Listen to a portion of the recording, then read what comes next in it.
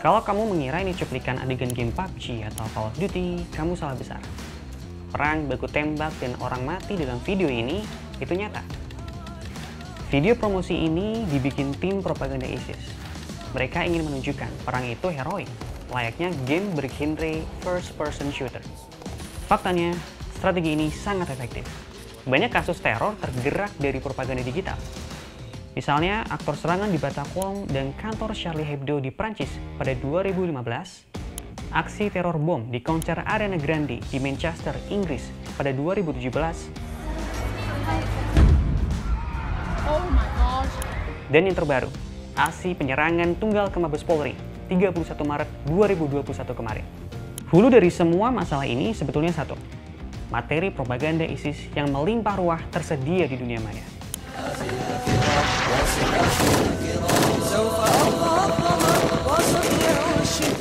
Kominfo mengaku rajin memblokir akun-akun pro-ISIS di media sosial. Sejak 2009 hingga 2019, dilaporkan ada 11.800 situs bermuatan radikalis diblokir Kominfo. Pemblokiran akun sosmed tak berjalan optimal, malah semakin beranak pinak.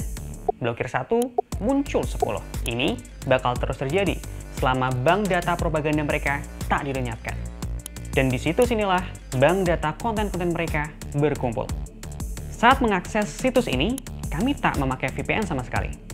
Ratusan video peperangan, ceramah, dan dokumen-dokumen propaganda ada di akun ini. Pemiliknya mengaku orang Indonesia.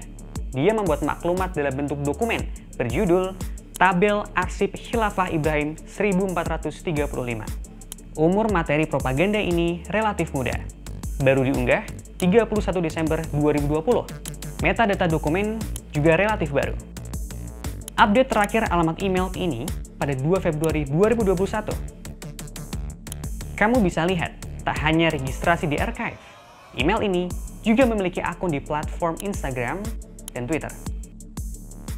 Fungsinya tentu saja demi audiens lebih luas. Pembuatnya menamakan diri Abu Hasan Al-Burni.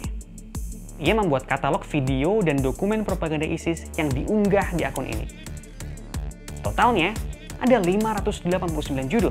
News overnight, U.S.-backed Syrian forces say they have seized control of the last pocket of territory held by the Islamic State in Syria. Semenjak ISIS kehilangan kekuasaan di Irak dan Suriah pada 2019, pasokan bahan propaganda digital berkurang drastis. Tapi bukan kampanye itu dihentikan. Konten yang tersebar relatif dari konten lama yang direproduksi atau diunggah ulang. Misalnya, seperti video ini. Ditangkapnya puluhan pendukung ISIS pasca bom Makassar dan penyerangan Mabes tak menciutkan mereka berkampanye secara digital. Akun ini misalnya, sampai pekan ini mereka tetap aktif mengunggah konten. Dari dokumen ini, juga mengarahkan kami pada sebuah grup WhatsApp. Disinilah sebagian kecil para simpatisan ISIS berkumpul. Kami sempat melakukan sedikit profiling. Didapati orang dengan gender, usia, dan profesi berbeda berkumpul di sini. Mulai dari ibu-ibu hingga influencer dengan puluhan ribu pengikut. Selain itu, ada juga gamers, pegawai negeri sipil, montir bengkel, hingga aktivis muda NU. Apakah semua itu simpatisan ISIS? Belum tentu. Toh, orang yang diduga kuat sebagai intel polisi pun ada di grup itu. Aktivitas online mereka tak semerta membuat semua simpatisan ISIS bisa dipidanakan. Tidak semua harus dijerat secara hukum. Misalnya kalau yang simpatisan, itu kan tinggal diajak dialog. Capek kita kalau semua harus di ini. Wah, biaya negara itu biaya nanti kalau diproses di pengadilan. Nanti dibina, jadi napiter gitu misalnya gitu kan. Itu kan biayanya mahal, Mas. Kita maunya sih jangan melulu ini diselesaikan secara pidana. Kan ada proses pencegahan kan, BNPT itu ada divisi pencegahannya, proses penyadaran. Jadi kalau misalnya dia mungkin ikut-ikutan, nah itu bisa diajak ngomong lah.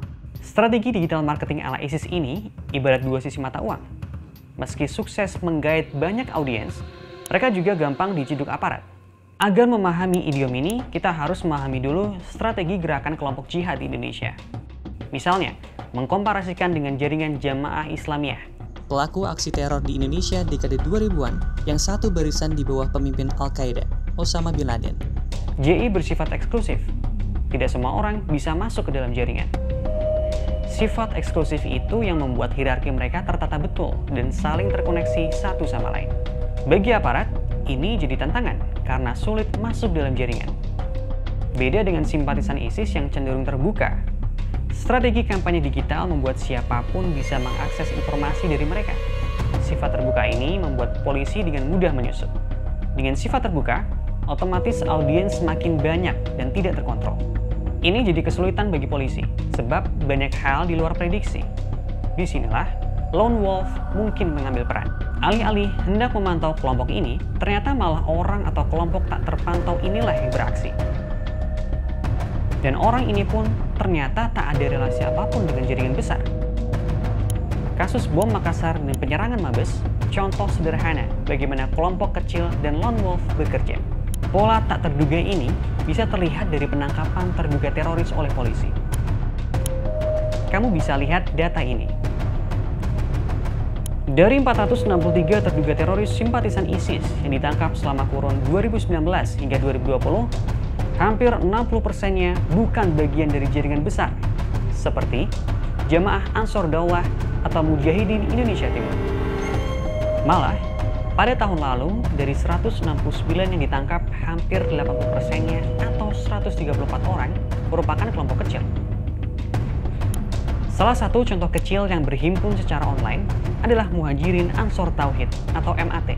Kelompok ini awalnya bermula dari grup WhatsApp biasa pendukung ISIS pada awal 2020.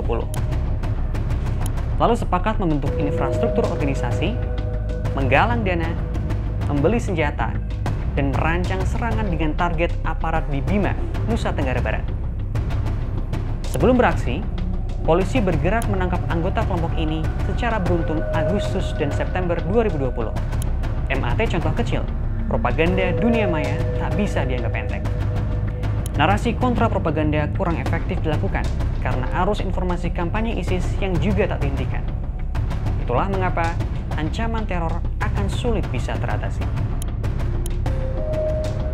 Propaganda yang disebarkan lewat online bahaya, jelas bahaya. Penting sekali untuk meningkatkan usaha untuk melawan, tapi tidak segampang seperti dibayangkan. Karena biasanya kalau orang cari internet atau cari kelompok online, mereka hanya ingin bergabung dengan orang yang sudah sefikiran mereka.